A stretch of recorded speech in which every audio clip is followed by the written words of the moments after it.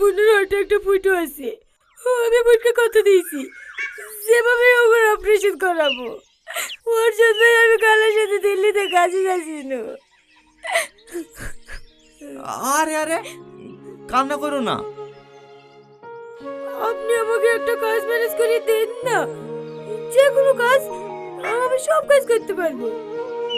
আচ্ছা ঠিক আছে, সে আমি চেষ্টা করব, কিন্তু এখন কেঁদো না প্লিজ।